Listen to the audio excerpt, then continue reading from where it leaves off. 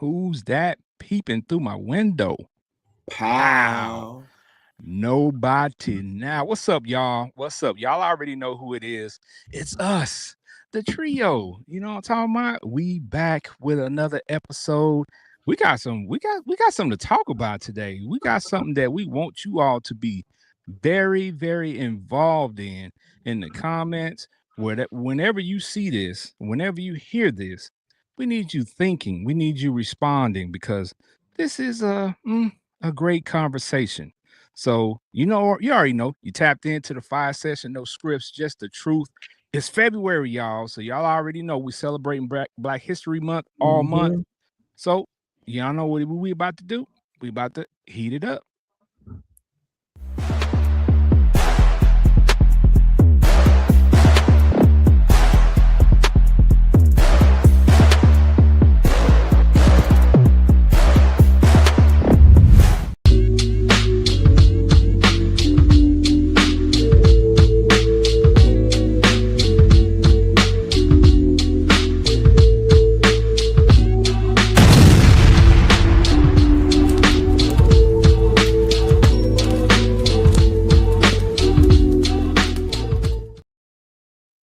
Made some chat GPT characters, you know what I'm saying? Head ass. You know what I'm saying? Everybody on social media, all of them down my timeline today. All of them, right? Man, that's all I've been seeing all day is characters. Chat GPT, people putting in stuff that they do for a living, what Chat GPT thinks they do. And some of y'all was lying. Some of y'all, it should have had some coke on there or something like that. Because some of y'all snort coke and things like that. And y'all lied to Chat GPT because that was not on your picture. Foot pics and Lord, so that's what's going on because I don't frequent Facebook like that. I'm literally only on there like for y'all and talking to y'all and kind of like little stuff. So I went to like get ready for today, and I seen somebody like say they thought he was an Italian something, and I like looked at it and gave it like this look, and then just was like whatever. So that must be what's happening. Okay, got it. It's an abundance of AI pics out there, and everybody running with it. Okay. But it's quite interesting.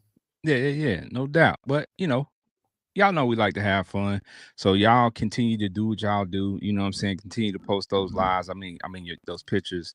Those lies. You said, I mean, some of them might be true. Some of it might be true. All that you could be. Yeah. I saw some with some amazing teeth, and some of y'all don't have amazing teeth. So you know what I'm saying? It wasn't quite accurate. So, I mean, hey, you know what? It's about having fun. So let's have fun today.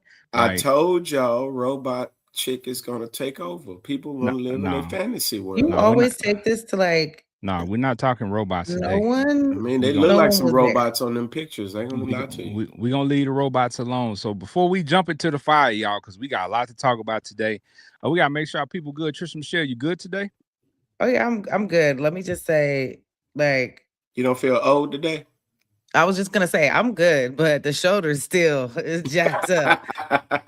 But outside of that, I'm good. I mean, at this point, what is life?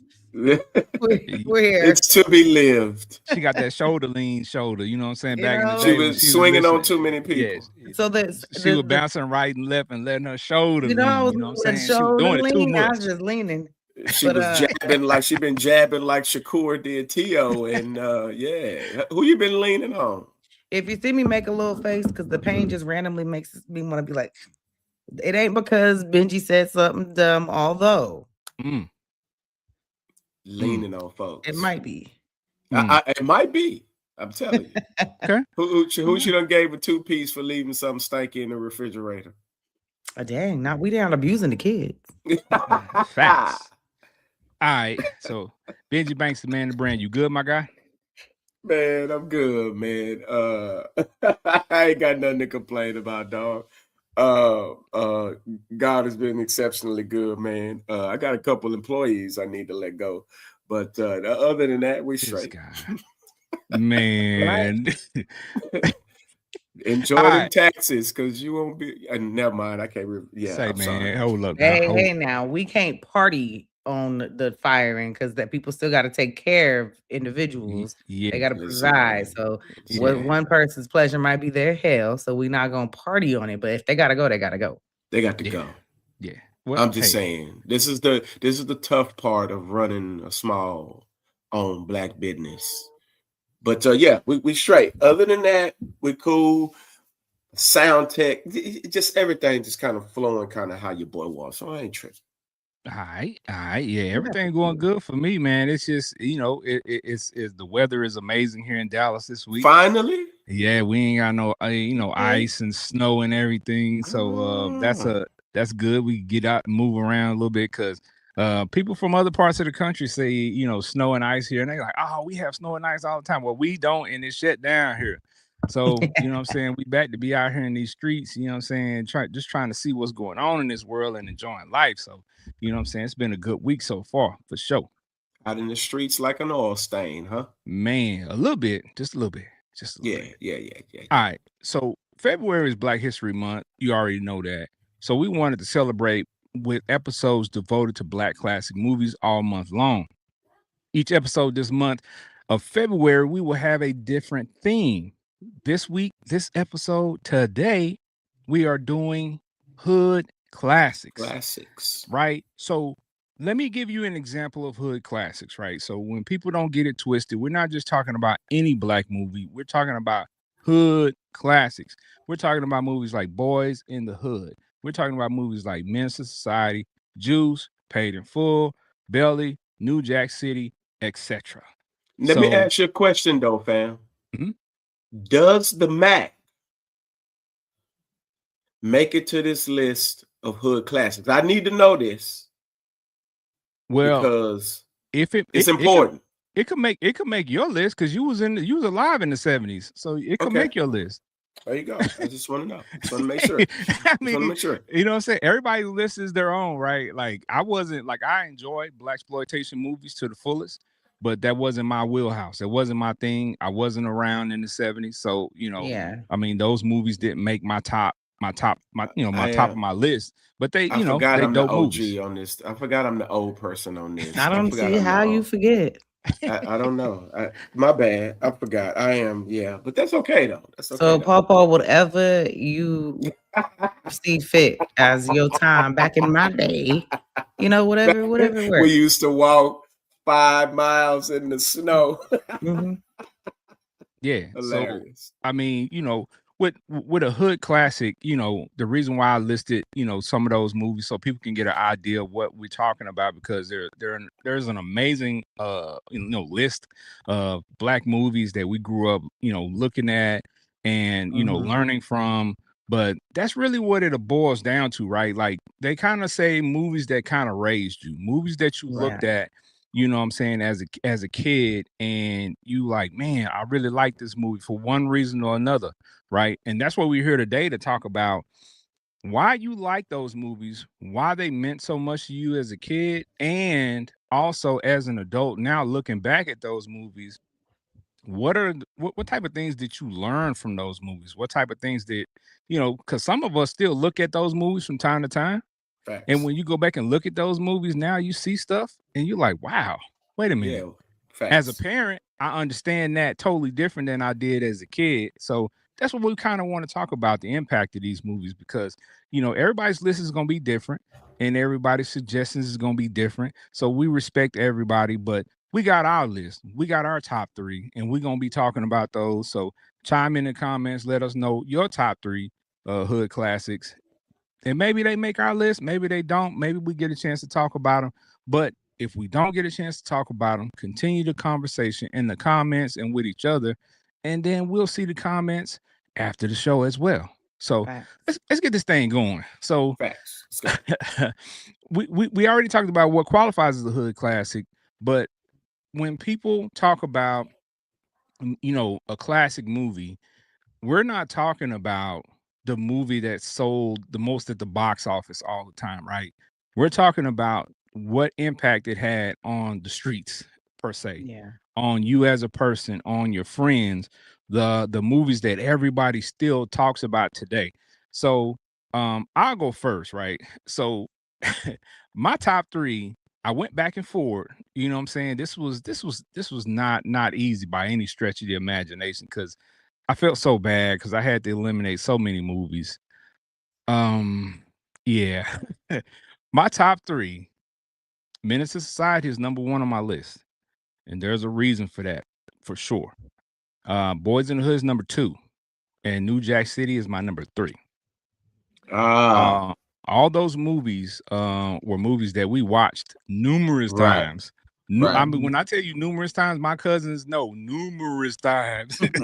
I think the only movie we watched more than these was maybe Friday, but right. Yeah. that's a hood classic. But Yeah. that's still kind of like a Comedy, comedy. So yeah. we'll talk Yeah. about that one next week when we talk about the comedies. But Menace to Society, man. A lot of people know that movie. You know O-Dog, you know Kane, you know the storyline, but very impactful movie, man. So let's hear some of these other lists, and then we'll take a deep dive into why we chose, you know what I'm saying, our list. So Trish Michelle, what's your top 3?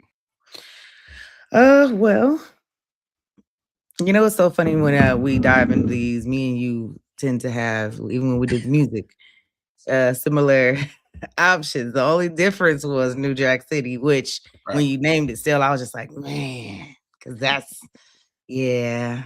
So I got Boys in the Hood. I got Menace to Society and Paid in Full.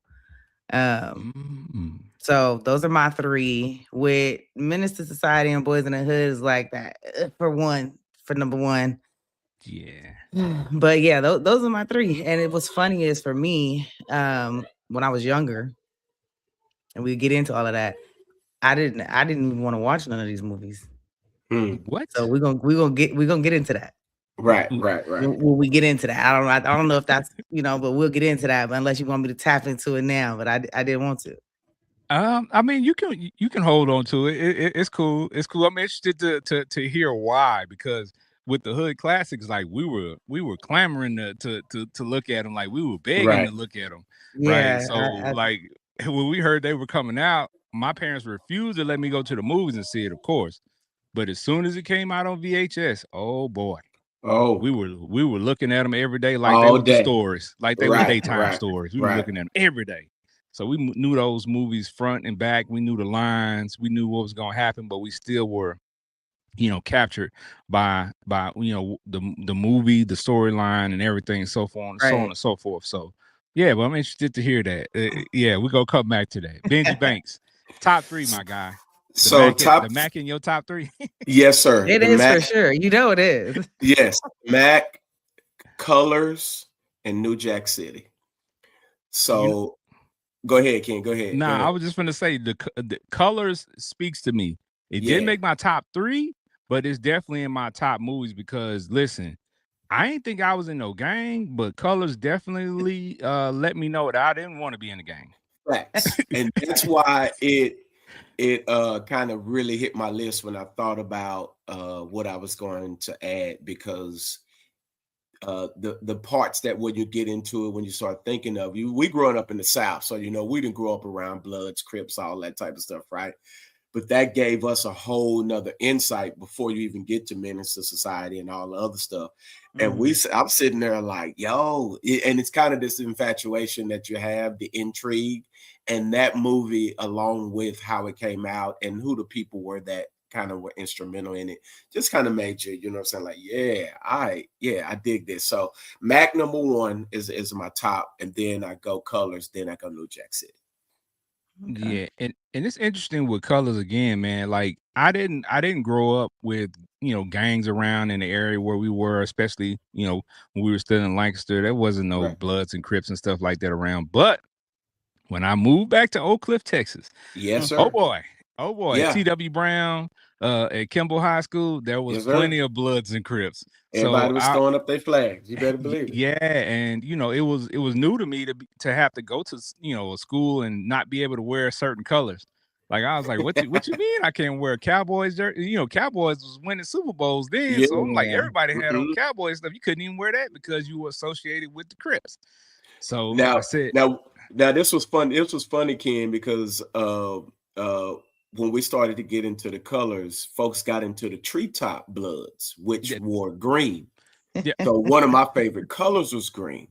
So when we started to get into that phase, it was like, oh, okay, all right. So then that's when everything opens up and it gets kind of crazy. But yeah, Yeah, and I wanted to ask Trisha Michelle this too.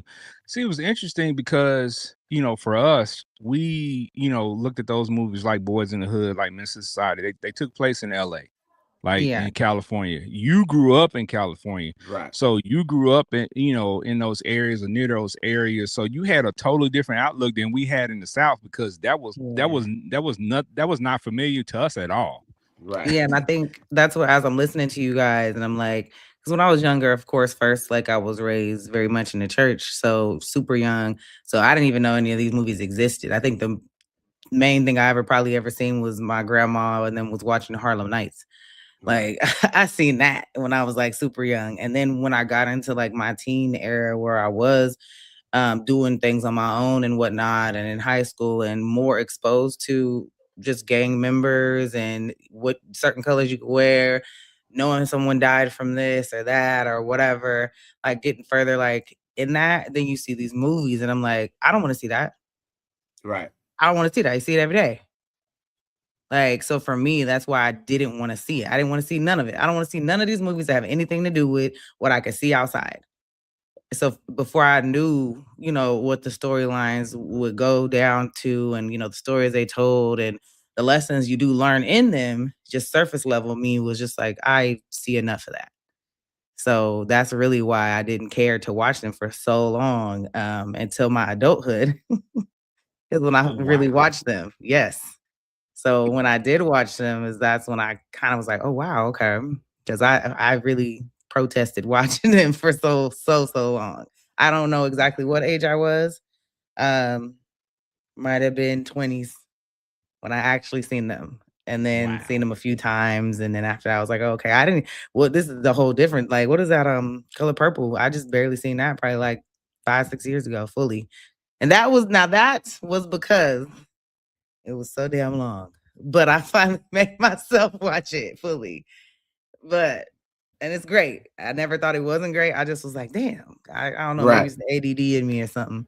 But I was like, Well, every time I would start, I would never get through. But anyway, back to the point. It was so much of just common life being in California and LA.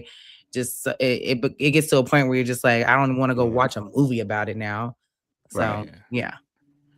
Colors was tough though. We'll talk about that on another episode when we get to that category. But Color Purple. I'm sorry, Color Purple was tough because of the subject matters. You Right. know what I'm saying?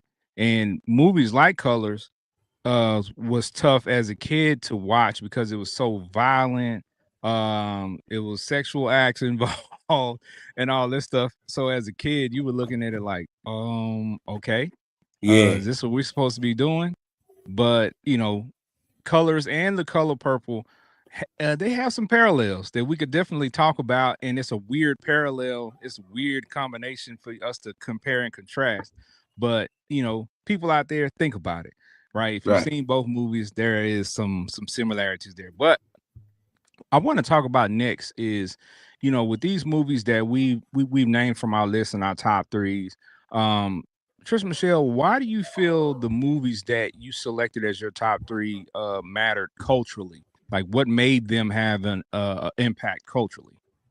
I think especially because when you go through like what was going on at the time when those movies were coming out, it was an era where blacks were taking, just power back into like our society and our narrative and being able to actually express ourselves in our own movies where we don't have to like play a role where we got to water it down and not we were actually being able to expose people to what really goes on. So with that going on, it's just like it's magnificent for us as a culture and then for those that aren't exposed to it. So for me, like I said, when I was younger, I didn't even know nothing about it, but had I been exposed to it, who knows what story or what those lessons in it might have or have not done for me at that time, because there was a lot of lessons within that. So for me, like things that go on and like the chaos that shapes the outcomes at the end and characters representing different things like in Boys in the Hood and just, it doesn't feel fake. It's closer to home for us. So Mhm. once you see that it's more real than any of the other movies will ever feel to you in the other world, their stuff. Then so they kind of stick. So Menace to Society, like those are different things that it makes you uncomfortable on purpose. So you watch the movie and then you go through it, you go through the lessons and trauma and what happens when trauma goes unchecked and stuff like that. So I don't know, they stick, and I liked it, and that's why they're in my thing. Paid in Full goes to show you, money, how much money can distort loyalty, and that happens every day. So it's like Frequent. these are Right. real life lessons that you get to watch and relate to, or have something that you can like keep in your head for like future lessons, or when something like pops up. Just there's always some medicine in there, Facts. Yep. Let's hear some of these comments right quick. I don't want the audience to feel like we don't see them. Shout out to y'all, man, for coming through, for jumping in these comments. Timothy B from YouTube said that where did his comment go? Oh, okay. Colors, New Jack City, Baby Boy. And from back in the day, he had Cooley High and Warriors. Listen, Cooley High is one of those stories where I think that was really the first movie that I saw. Cooley High and Cornbread Earl and Me were the first two movies that I saw that really made me emotional. Right. That really made me feel like I was in the movie, feel like I was part of the crew. So when what happened to Coach Cheese happened to Coach Cheese, when what happened to Cornbread happened to Cornbread, like I felt that, right? I felt emotional about those things. So I think those type of movies, although they're not in my top three, they still had an effect on me as a kid. Yeah, because those are the first movies, like I said, that I saw that really just pulled at my emotions, right? So I think too, we see a lot of movies that some movies more than others will pull on your emotions, not because you necessarily have experienced it before, but because you get so drawn into the storyline and the characters. Yeah, that's true.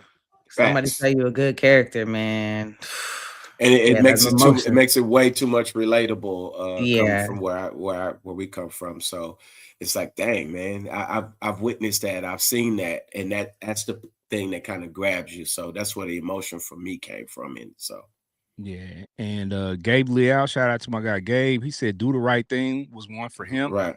That's for sure. Do the Right Thing was very had a lot of messages. Had a lot of messages on purpose, because that's just the way Spike Lee rocks, right? Everything Spike Lee does, it's gonna have a purpose. It's gonna have a message behind it.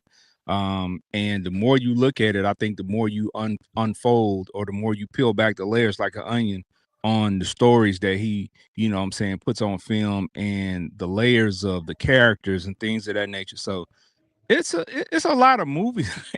It's a lot of movies out there, man. I know. Listen, y'all, I know we're gonna miss some because there's just too many, right? That's why we're asking for y'all help to mention other movies, in the comments, because listen, we can't cover them all, and I know we're gonna miss some, but we trying, y'all. We trying. Facts. All right. So Gabe also mentioned that in Colors, Damon Wayans was in there along with Don Cheadle. Yes. Damon Wayans, everybody remember that part. Get my wabbit, man. I want my wabbit, man. Like, so if you haven't seen Colors, add that to your list. Go watch it. It's a great cinematic piece. It's a great movie with a lot of stars in it that weren't stars then, but they are stars now. So you would do yourself a favor by going and checking that movie out. Any of these movies that we list and you have not seen them, first of all, shame on you. Second of all, put them on your list and go watch them, because they're on one of these they're on one of these platforms, one of these apps. You will be able to find these movies, I guarantee you. Go watch Master P's I Got the Hookup now. No, definitely. You laughing, but that movie is good. That movie is good, but it belongs on the list for next week. That's a comedy. So it is good though. Yeah. So okay, so one thing I want to mention about these movies too is when we were talking about what they meant culturally, they shape music, fashion, and our language. right? Yes. Because some of the words that they were using on these movies, like Menace to Society and Boys in the Hood, in the South, we weren't using those words. Right. So, you know, when we saw these movies, we were drawn to the language and we were like, that's different. I'm gonna start using that just to try to be different around here because everybody's saying the same thing. And That's true. of course, the way they dress Right. and you know, the fashion and especially the music, the soundtracks for these movies. Listen, listen, the soundtrack, if your soundtrack wasn't bumping, it took away from the movie. It just did. Like That's your a fact. sound, like the soundtrack had to, you know, had to align with the greatness of the movie because there's movies out there with some amazing soundtracks. Above the Rim, Facts. that's always talked about. Jason's Lyric soundtrack is a sleeper, I think, for a lot of people. If you don't remember that soundtrack, go look it up. And you know, you can go back to movies like The Mac. That soundtrack to The Mac, you know what I'm saying, is the basis for a lot of hip hop now. Samples. You better believe it. You better believe it. You better believe it. So these movies, you know, shaped what we would know, what we would become to know as, you know what I'm saying, hip hop, or, you know what I'm saying, the African American culture in America. And we all know that culture has spread all over the world and is mimicked everywhere. Facts. Everything that people are doing out here that's cool is, you know what I'm saying, Black culture. It's African American culture. It's most of it stems from the United States, and people are just mimicking it all over the place. And a lot of it comes from these movies, man. These movies exposed a lot of stuff to the world. So, And you know what I'm saying? And it was a lot of truth into a lot of this stuff that was going out, because some of us weren't exposed to some of the craziness that was going on, and you'd be like, yo, that's really happening. But yeah, it was a movie, but it was real for a lot of us. Yeah, movie to the world, but that's the stories, not those exact people, but this storyline exists somewhere for real in the streets. We all had an old dog in our community. I know I had a couple cousins that was the exact same way, and it was like, Lord Jesus. So yeah. So okay. So when we're talking about these movies, also, a lot of the movies that we list, of course, because of our age, is gonna be from the 90s, right?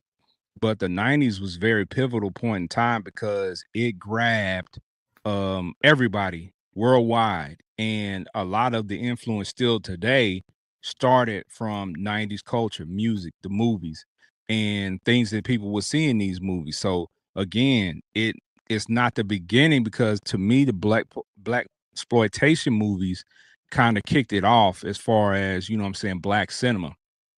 Facts. But you know, the 90s took it to that next level. The 80s had some movies here and there that were great, but when the 90s hit and people like John Singleton like grabbed hope, and the Hughes brothers, they grabbed hope, and they, you know what I'm saying, were able to elevate it to new levels and put new, you know, actors out there that people had never seen, and introduce new actors to the world that are still in movies and TV to this day.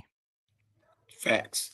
And the interesting thing is a lot of these stories, a lot of them are true stories, and they're just copyright some of these movies, and when they put them out there, it just kind of gives you an insight. But what was dope for me though, even off your list, Ken, with New Jack City and even with Menace to Society, was the cool thing is that when you had a family member or somebody that was like really trying to live that life and really wasn't who they was gonna be, who they was, and they were trying to be like that person, that was a little weird when we experienced that, because people try to mimic what they saw for these movies too.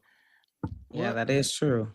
But I mean, that was what we did as kids, right? We saw stuff on TV. If you saw something on Star Wars, you wanted to be a character on Star Wars. You wanted to be a character from Transformers.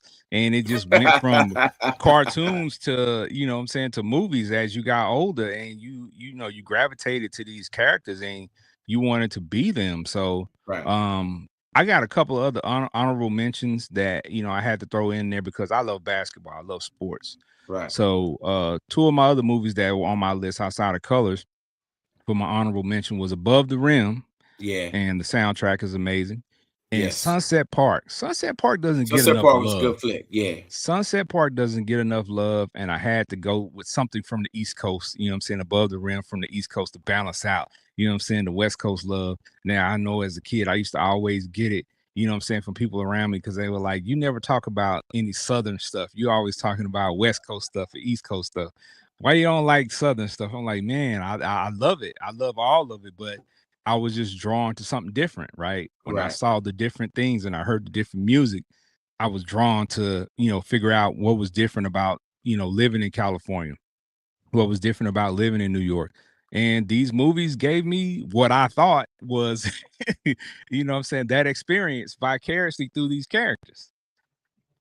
I mean, there's nothing wrong with that. That's kind of what if we seen a movie with somebody from New York, like, what's up, son, B, like all that different stuff, that like we all, it's something that we can't travel to because you're not, you're closed minded or small minded at the time, especially as a Black community. Right. You're not thinking about traveling. One day I'm gonna be in New York. I'm gonna go, like, nah, the movies is what our way to be that, like, and Right. so when you see that, it's the same thing. You live here, so the East Coast is gonna be appealing. There's something you don't Right. know about.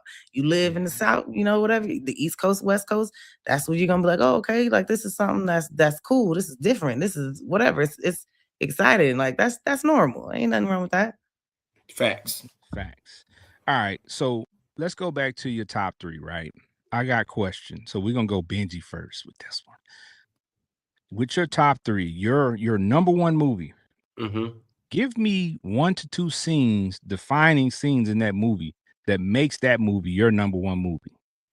Well, for me, with the Mac movie, one of the best scenes is when Goldie is talking to the white chick, and this, baby, I want to be everything to you. And he's literally running down, like giving her game, like I want to be your mommy, your daddy, your aunt. Like he's giving game. Like that was something that I saw on a regular basis in the household I grew up in. So to see it on TV, like I was a young fella. So to see my brothers and my cousins, even my aunts, all of them, when you would hear their phone conversations, you just ear hustling. You get what I'm saying? Like you hear them spitting game. You get what I'm saying? You hear the word play. You hear like what's going on back and forth, whether they're talking to somebody of high stature or low stature. You wanted them on your team, so you went into wordplay and mode, and and that flow was like, yo, like this is crazy. Did my brother really just say that? Did my aunt, did she really just say that to so and so? And again, I was just ear hustling, and that always was like super dope. So to see hit that space was dope. But then the second part is the scene where the chick chooses Goldie, and the pimp at the time is Dirty Mackin against Goldie. And he's like, wait a minute, your girl chose me. But like, hold on, wait a minute. He really keeps everything super, super, super cool while this dude is literally trying to downplay him about, you know what I'm saying, your car, you're a car thief and you're this. And he goes into his flex mode. You get what I'm saying? Like, wait a minute, I dropped $30,000 for this. And he goes through his whole phase, and he's like, in terms of like, now can you buy that? And he just really just kind of throws it back on him. And that to me was always something that us growing up as kids, I saw it on a regular basis. Like when my brother pulled up in the baby blue Cadillac on Chrome Dayton's, like, you get what I'm saying? Like, it's, bro, like, this is what we do. This is how we do it. Can you do this? And he's talking to his partners and all of that. And that was just something that we saw. So that was always relatable. So those two scenes were always something that was super dope for me. Okay, so with that movie as well, do you think that movie can be made in 2026? Do you think you can remake it? I think they did kind of do like a similar one to it. It's called Superfly, and it was an Atlanta-based movie. It's not super old. I believe it came out in the 2000s, but I believe it could in terms of the way it can be presented. And I mean, truth be told, pimping ain't ever going anywhere, bro. It's just it's what America is, if we're going to be honest. So of course I can't. Will it be something that I think someone will record and take the risk to do as a high profile movie? I don't think so, because it's going to come with a lot of backlash in terms of the era that we're in. So, but can it be remade? Of course. All right. Trisha Michelle, talk to us. You're number one. One or two defining scenes from your top hood classic. Okay. Number one, so Boys in the Hood. I mean, so it's gonna be when Ricky got killed. It's just the scene that changed everything. Like, it just takes like the scene is crazy. I remember watching it, and you just, like you said, the build up, the investment, like the hope, and your heart just drops. It just shows you how fast like life could be taken. There's no, there's no build up. There's no music. There's no it's coming. Like, how they got the little villain music. Nothing. Like, you just like, oh my God, right?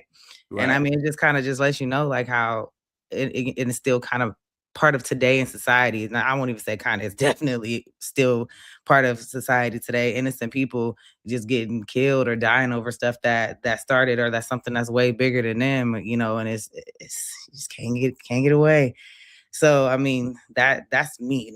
That's my scene in that movie. Like, everything else that was going on, all the gunplay, the gameplay, like all that, like just that scene, like just takes you to something just real. Like it just makes it raw. So that's mine for me. That's the scene. You know what? And that scene is funny because number one, right now on social media, that music from Boys in the Hood is trending. Oh yeah. the horns on everything. Yeah. That's trending. But that scene with Ricky bothers me as an adult, because I'm like, my brother, you a running back. Top rated running back. You ain't do a juke. You ain't do nothing. you ran straight in a straight line, brother. Like, you couldn't give me one shimmy move. But nothing. I think we all say that though. In any movie we see anybody just run straight, it's like, what are you doing? Like, right? Ain't life ever taught you nothing? Like, you didn't get your gazelle on? Man, moves, something, duck. I don't know. But like they say, hindsight is 20/20. We all have that, if what we would have done in that scenario, but we don't know. We don't know what it we don't know what it feels like to be in that specific scenario that he was in that alley, and how we would react. Feel boxed in, and I mean, I've been shot at a couple times, to be honest with you, with bullets whizzing past my head, so I know how fearful, how that fear feels, right? But I don't know how that specific, situation feels.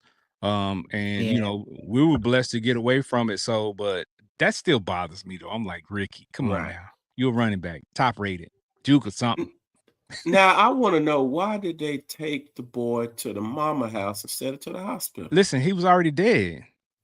Yeah, they've been talking about that on social media. Like he was already dead. So I mean, why would you take him to the hospital? For them to do what?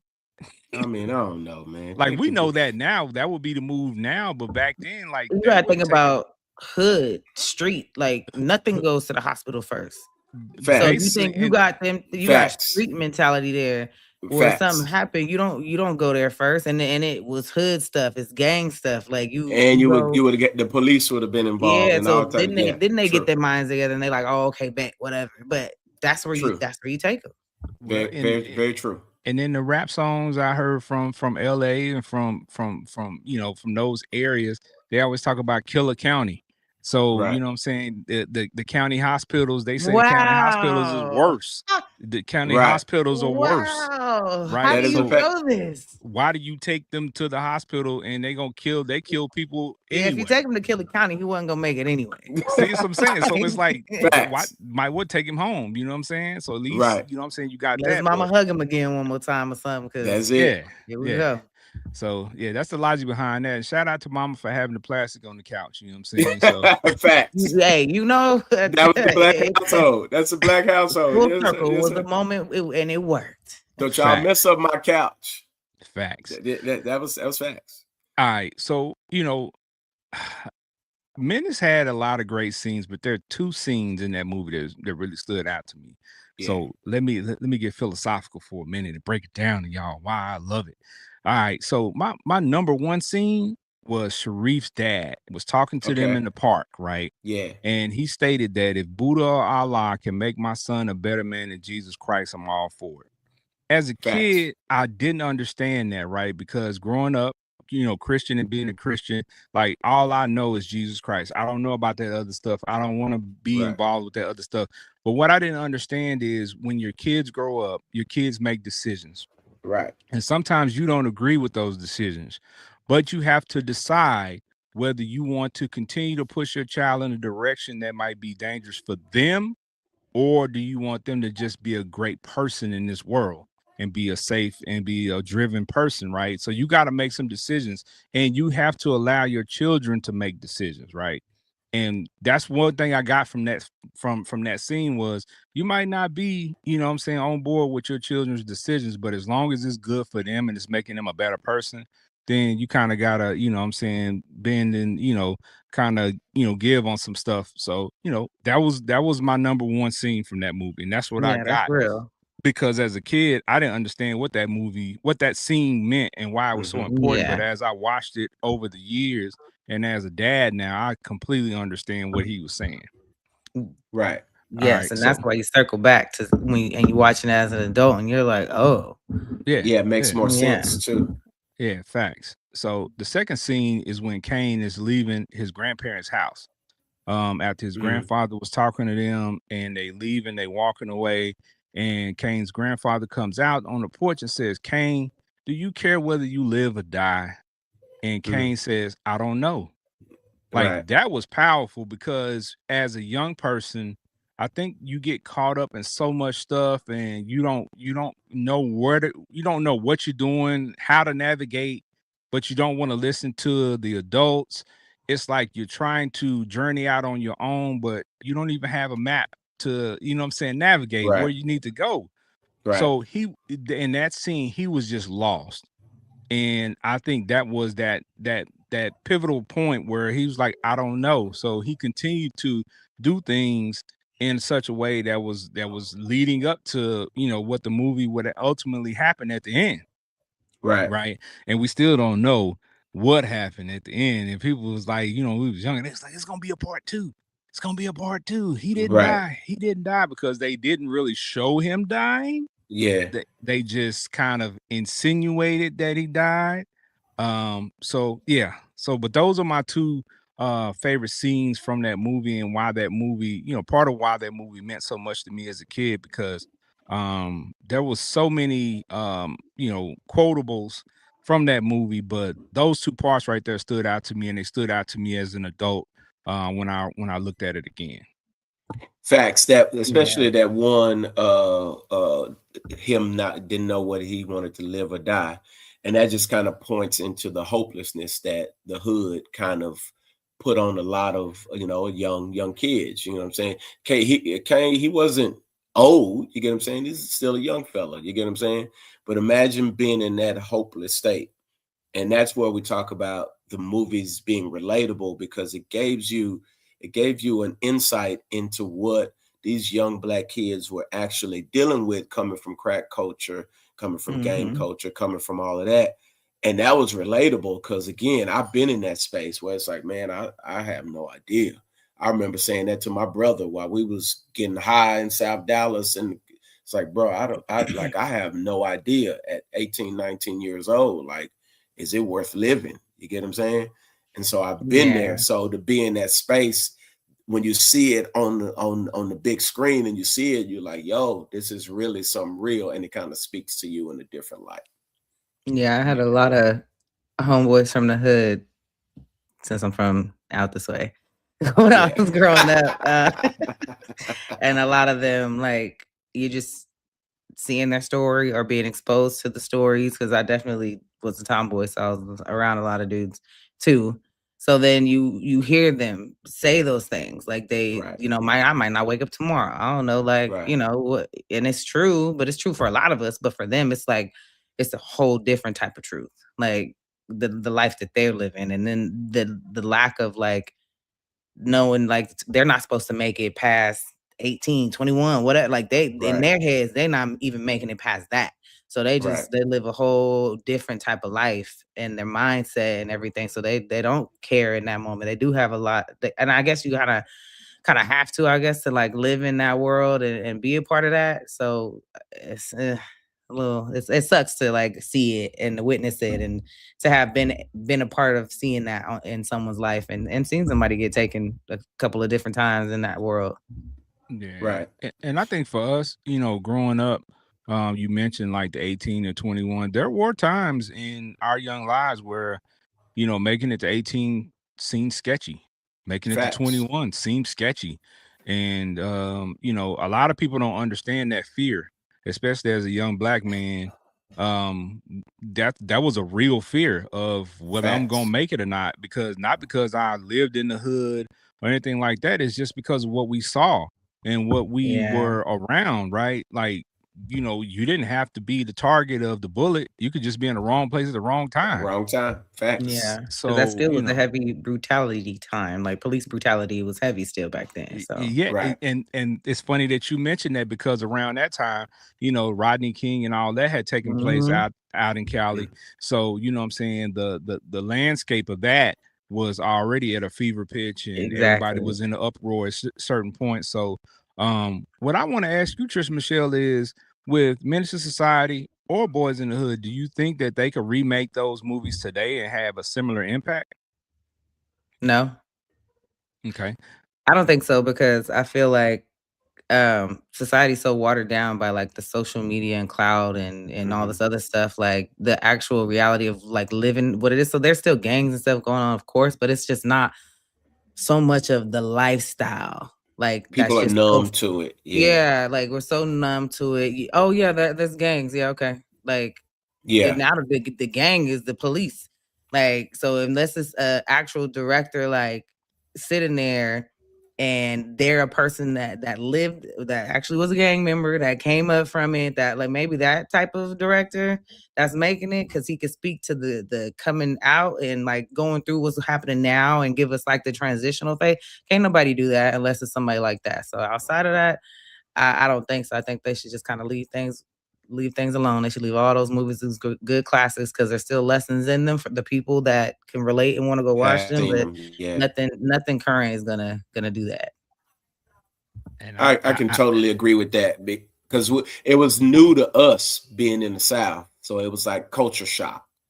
But like now, I think all these kids kind of have seen it because of social media and stuff like that. So yeah, I can agree with that for sure. Yeah. So you know what's funny? I don't think that they can make them and have the same cultural impact. But again, John Singleton, the common factor here, made a show called Snowfall, and Yeah. Well, that that's true. show did kind of embody what he put out in Boys in the Hood. Like there was a Mhm. lot of similar feel Yeah, Snowfall. to that Yeah, show, and Yeah. of course, because it's in LA, so of course you have that, but it's just the way it was shot and the way the Right. characters were. So it Mhm. kind of gave you that same feel. So somebody that made those movies back then might be able to embody something like that and pull it together where Yeah, it'll take that.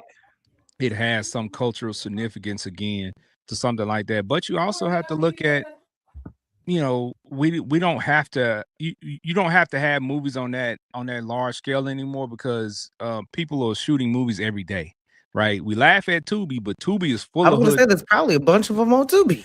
Yeah, right now. Tubi is full of attempts at making these movies, whether they be good or not. You know what I'm saying? That's up to the viewer. You know what I'm saying? That's subjective. That's so, it's some stuff on Tubi that some people think is bad, and I think it's entertaining.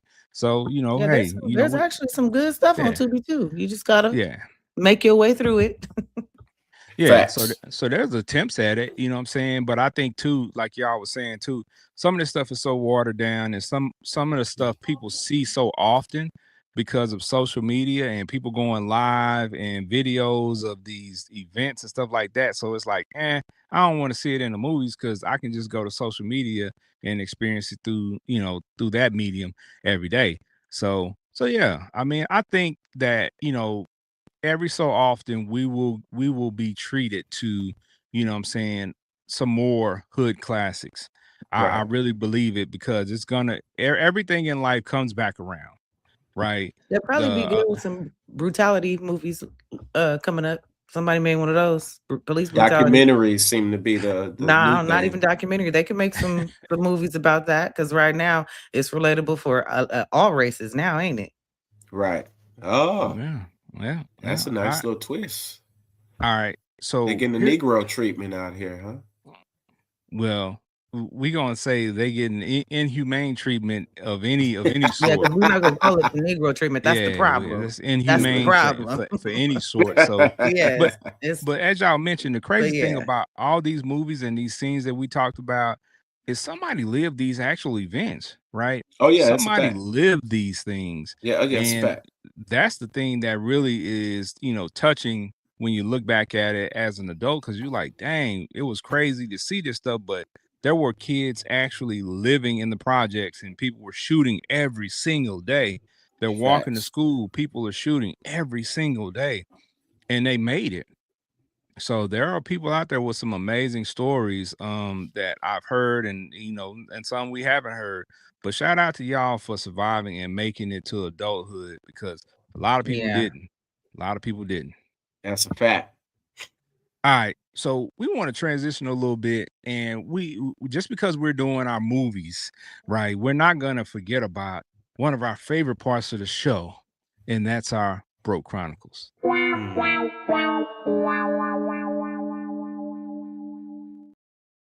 All right, so I had to be creative, right, and figure out how to tie in the Broke Chronicles to this episode about Black Hood classics, and I think I did a very good job of it.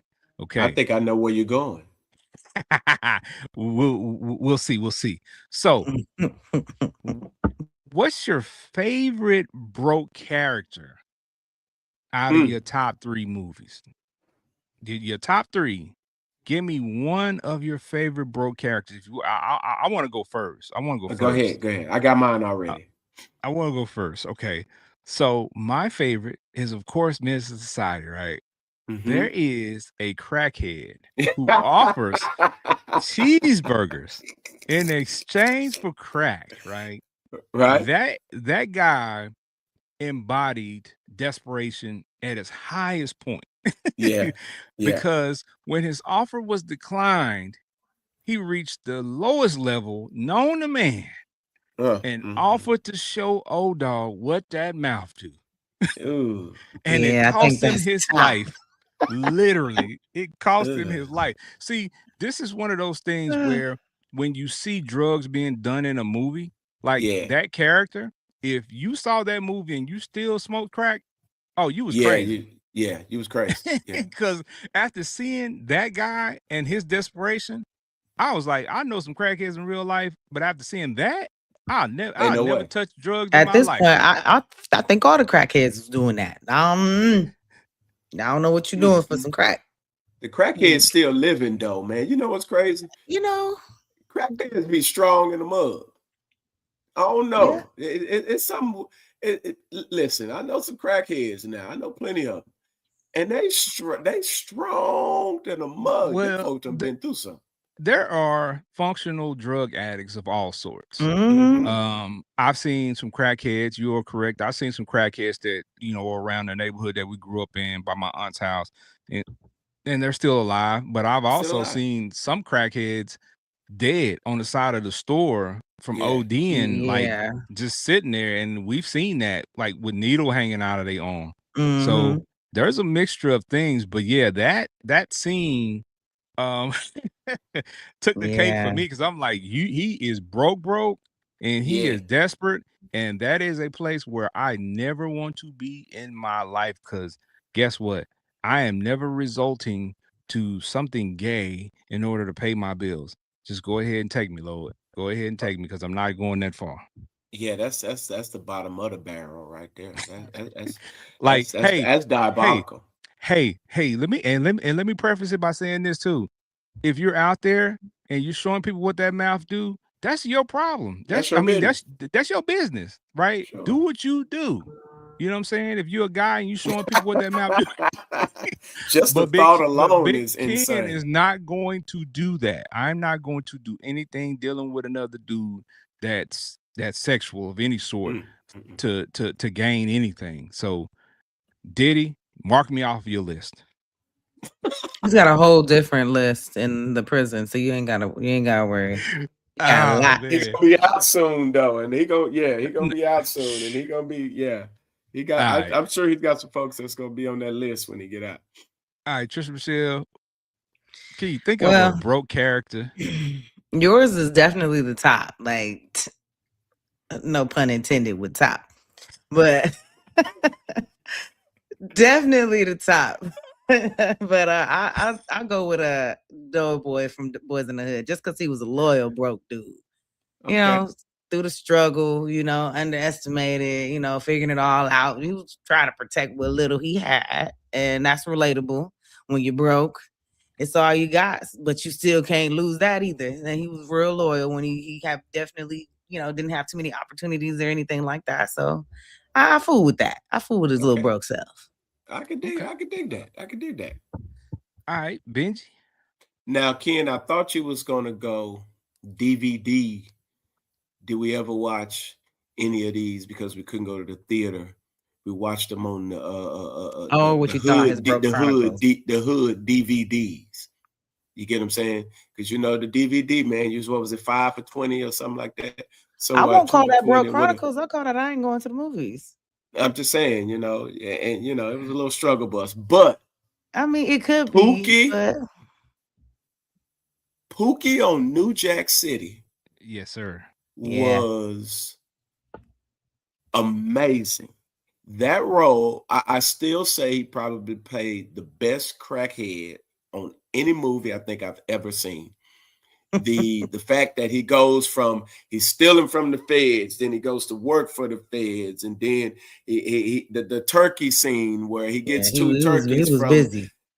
And then he gets a job, and then you get what I'm saying, like, and then he's, you know, it's like he's wilding out, he's broke, he's busted, he's disgusted, he's beating up a woman for a turkey. Give me that turkey salad. Like, he was just like Chris Rock played that scene in that movie. He definitely like did, though. A champ. And that one sticks out to me. So out of all of those movies for Chris Rock and that, yeah, that was amazing to me. So I got to give him that. He keeps calling. Keeps calling. That scene alone is amazing. Like, you can use that in so many skits. It keeps calling me, man. It keeps calling me, man. Yes. With your wife. Some monumental broke characters. Yeah. Hey, you know what? Yeah. I feel like Pookie when it came to honey buns before I was able to break that habit. You know, okay, because I feel like Pookie when it comes to this Biscoff no bake cheesecake TikTok trend that they got going on right now. Oh yeah, Lord! I saw a whole video on that. I got some in my fridge right now waiting. Oh, it's brewing, and it's calling me. It ain't even time for me to eat it, but I want to eat some of it. Just take you a little piece. See, that's all I want to do. That is now. See, I saw a video of somebody making that Oh. Yeah, and then I'm gonna melt some Biscoff and drizzle it over the top. Yeah. Hey, all right. Don't start. All right, so let me ask y'all this. So the person that it was broke that you picked, would you help them out or let them struggle? No, I don't remember helping no crackheads. I learned my lesson a long time ago. I helped mine out. Loyal broke, just trying to protect what you got, trying to get there, trying to make it. Like about this much. I'm gonna tell y'all a story, and I don't know if I've ever told y'all this. Hold on, but listen, let me just say this, and then you go ahead, Benji. I ain't helping mine out because I don't want nothing he offers. I was about to say, if you help yours out, we gonna think something else. I don't want the cheeseburgers. Something else. You can't help yours out. I don't want none of that. So poof, be gone. He got to go. That's why he got shot. See. Facts. I wouldn't have shot him, but he would have. I know, but I'm just saying. Trouble. Now that's probably where his mind went. Like, man, you gotta go. I'm gonna tell y'all a story that I don't think I've ever told any of y'all, but I'll never forget it. Down in Seagoville, Texas, Ken, we had gotten this spot, Me, my Do cousin. try to show you what that mouth do? Nah. I'm like sitting here like, oh Uh-uh. no. I had some G's. I had some money. Like I'm talking about bread, Ken. And I needed to flip something. I need to make something happen. You know what I'm saying? So, down in Seagoville, Texas, I didn't know who this dude was. You know what I'm saying? He was a connect that was given to me. And he was a crackhead preacher. Mm. And had his own church down in Seagoville, Texas, the whole nine and everything. I didn't know it until after we did the transaction, whatever.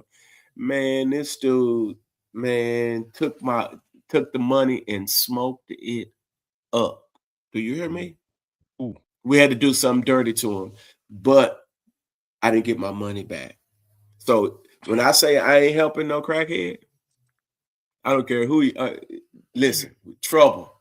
But we got our due in. But man, I'll never forget that. I'll never forget that ever in my life. But no, I ain't helping no crackheads. I'm good on them. Yeah. He stole some good money. Oh, he stole some good money. Oh, he smoked it up, kid. He smoked. This dude smoked up a lot of dope, Ken. That's all I'm gonna tell you.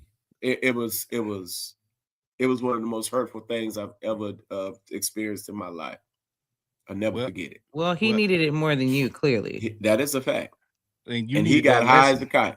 And you needed that lesson in order to probably not go down that path fully. That is a fact. Exactly, because you was where you shouldn't have been at. I know it. And I used to say this all the time. Every time, this how I knew it was, protection. Every time I went into that space trying to do work, something crazy would always happen. I'll never forget it. I'll never forget that to this day. That's why I know being in that space wasn't for me for sure. Facts. I mean, I think we all have something maybe similar to that, because it's things that I've tried to do numerous times and it just didn't never work out, and it didn't work out for a reason, right? So you just have to respect it as that, and like you said, it's protection. God trying to protect me from something that was going to happen, so he just never allowed me to go down that road, and I appreciate him for that. Facts. I think that's true, because I said if I ever got flat broke, I'm definitely gonna be El Chapo. I'm about to be so I guess God won't ever let me get there. I'm not gonna be Kingpin. I thought you was gonna say OnlyFans. I thought you was too. Not. I'm a different type of chick. I'm definitely gonna have them naked and chopping it up and stacking it and packing it up and getting it on distributed. Yeah, no. I thought she should say OnlyFans for real. I was like, God, good Lord. God did not let me be OnlyFans in the room because it's hot in there because they cooking. Yeah. Look at the flick of the wrist. And she said they gonna be naked. She been watching New Jack City. Hey, I ain't gonna lie to you though. Low key, New Jack City, when they was in there cooking naked as a little kid, I definitely was rewinding that scene for sure. He was like, wait a minute, what is that? Yeah, it's some over there. Wow. The Tiggos. Yeah. Some of them was little A cups, but you know what I'm saying? They still had there was definitely some A cups in there. Nice little nips. You know what I'm saying? Either way, it was Tiggos in the room. That was But that would be me. So God knows. Yeah. Facts. Mm-hmm. All right. So as we get ready to wrap up, let me ask you all this. So the movies we named, I think I know the answer to this because me and Trish Michelle had some similar choices. But if you could pick one of these movies that we've mentioned tonight, and in order to maybe show your children and look at it together as a cautionary tale, a teaching tool, which of these movies would you choose to look at with your kids in order to be able to teach them something? Oh, easy for me. Yeah, it would be New Jack City. Okay. Why New Jack City? What about that is, it yields it to be a teaching tool? Because it was something, my story. It was something that I saw, I witnessed. And I think the teaching point to go from nothing to having it because of this product, and then it gives you this amazing lifestyle and all of this, like gives you the clout in the streets, gives you all of that, gives you the bread. You're famous around town. Everybody knows your family. They know your mom as top cat. She's running the streets, yada yada. You know, all of that, and then the chaos that ensues from it at the end is one of the greatest teaching points for me. And for me, I would literally want to measure where my kids want to be in life. Which route would you want to take? You don't have to take this route. It might be glamorous for you, and you might not make it out. And some people love the thrill of that, but I would caution them, slow bread is better than no bread. Fast money, it ain't, it feels good when you got it and when you're getting it, when it's coming in. But man, it costs you so much damage. It costs you so much chaos. And I wouldn't encourage them to go down that route. So, well, in the words of my grandfather, fast money made people act funny. So when you involved in anything that's gonna make money really fast, usually it's gonna be some drama involved. Right. And that would be, if I chose that movie, that would be one of my things to teach my kids, the cautionary tale of who you call friend. Right. Because a lot of those people in that movie thought they was friends, but you know, at the end of the day, who will you sacrifice if it comes down to you or them? Sometimes your friends are gonna sacrifice you, gonna throw you to the wolves if it means that they win. Facts. So you gotta watch that. So yeah. All right. So Trish Michelle, how about you? No, Boys in the Hood. Yeah. And that's just, you know, because for my kids, I think it's important and very imperative, even to this day, just to understand how fragile life is and how choices we make and the environment we're in and even love, like, all come together and we can make the wrong decision, and how quickly that could come to fruition for it to just be a very bad decision. So just paying attention to our surroundings, being aware, and staying away from that environment in general. Hoping they will make better decisions just by being exposed to that and being, like, you know, just being a part of that character and that hope and that seeing that gone. And hopefully they'll feel how I felt. Facts. All right. So if I go with Boys in the Hood, I would try to show my sons, you can be in an area but not be of that area, right? Right. Because Trey was living in that neighborhood, but he was just always different, right? Even when he became fully submerged in that neighborhood, was there every day, living with his dad. And let's not miss the fact that he was living with his dad, and his dad was an amazing dad. His dad was a real man. His dad was smart. His dad was intelligent. His dad was a businessman. Like, there's a lot to draw from, you know, Lawrence Fishburne's role in that movie. For sure. It was a dope role. Yeah. Especially in that day and time, to portray a black man. Yes. For sure. A strong black single father. You know what I'm saying? Like, you know, raising this child in the household by himself. Now, he had mother across town. So, you know what I'm saying? We ain't going to dismiss her. You know what I'm saying? But, and then ironically, they would end up being starring, you know, saying What's Love Got to Do with It later. Yeah. So, you know, a lot of these movies just kind of tie together. But anyway, you know, there's a lot of dopeness in these movies, man, that we've discussed tonight. And you just got to go back and take a look at them. If you haven't looked at these movies before, period, again, shame on you. But if you have, and it's been 10 years, 15 years, some of y'all 20 years, go check them out. Like, just take some time, sit back and, you know, take that hour and a half or so and look at the movie again and think about how you view it now as an adult, now that you have kids, now that you've lived life, now that you've seen some things and been through some things. Yeah. What can you draw from it now? Because I guarantee you're going to see some things that you didn't see before, that you didn't realize before. So it's going to be a dope experience for you. I truly believe. You'll see beyond the A cups and New Jack. You'll see everything else that is there. Yeah, you're definitely gonna see beyond the A cups, because I ain't gonna lie to you. Like I said, any movie back then that had any sexual stuff or any nudity, the women in that joint, I was gonna rewind that bad boy. Rewind it. Like, I'm rewinding. He said reverse. I'm watching it. Yeah. All right. So like, I'm watching that. Yeah. All right. So in closing, these films we talked about on this episode told stories that are culturally significant, providing raw, authentic narratives about life in urban low-income communities, right?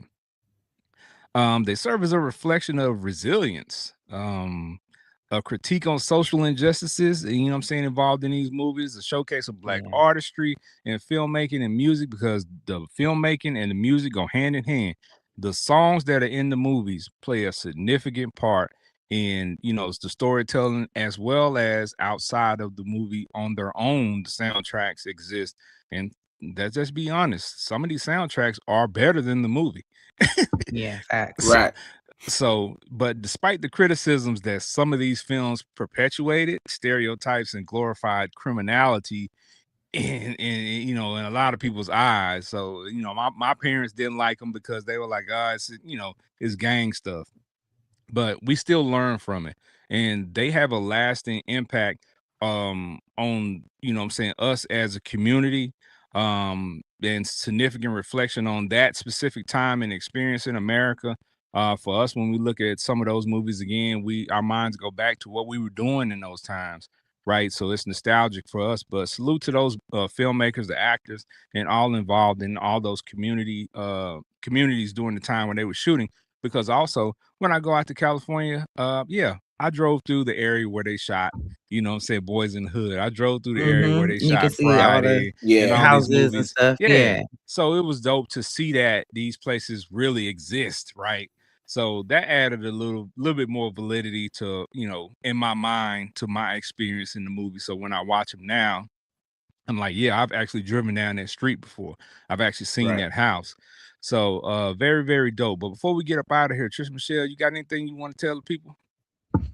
I mean, it's Black History Month, so celebrate your blackness. All I could say is take these movies. I think it was pretty cool that I think you showed us something where the lady was showing all the different Black movies to watch throughout Black History Month, and Yeah. it's not just Black hood movies and Black. There's all type of different genres that you could pull from to take you on different walks of life and laughters and tears and all kind of stuff. So I mean, if you're gonna engulf in it, just do it now. But also, I say just go ahead and just do it whenever, all the time. Like you said, and just throw it back. If it's been 20 years, I mean, 10 years, whatever, like watching it back, you always see something different that you missed. We're growing, we're changing, we're exposed to different stuff. Something is relatable again that when we were young, didn't even know it was relatable. So yeah, take a dive. And you want to find me on Trisha Michelle _ TM everywhere, all over the place. Yeah. Sure. Yeah, and I recorded my YouTube coming back video. I gotta edit it, so follow me and stay tuned. We up. Yeah. We're excited about your return to your YouTube channel, man. We can't wait for the dopeness that's about to be out here. So yeah, we definitely gonna be her biggest fans, and we're gonna be posting it all over the place. So just go ahead and be ready for that, y'all. Yes, You know what I'm sir. saying? Because you got big stuff coming your way. All right, Benji Banks, the man, the brand. Talk to the people. Man, listen, I just want to say this. The DVD man, listen, he was very, very, very important to the community. Okay.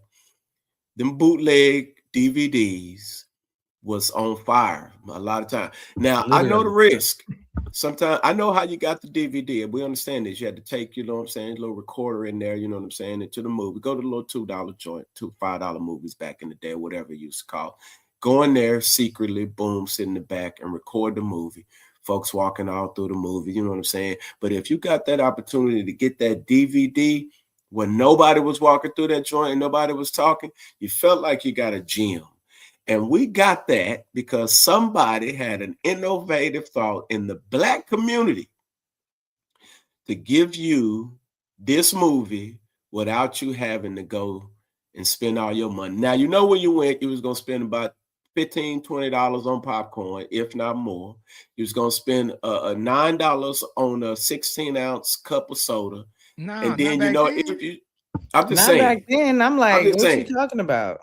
I'm just saying, but you catch my drift. You can go to the movies for $20. $20, you got everything you need. $20 get you everything back then. Right. You know what I'm saying? But you know what I'm saying? They gave us this, you know what I'm saying? They risked their lives and their freedom to give us the bootleg DVDs. So I want to shout out to y'all back in them days, because innovation is always a part of the Black community. I don't care what nobody say.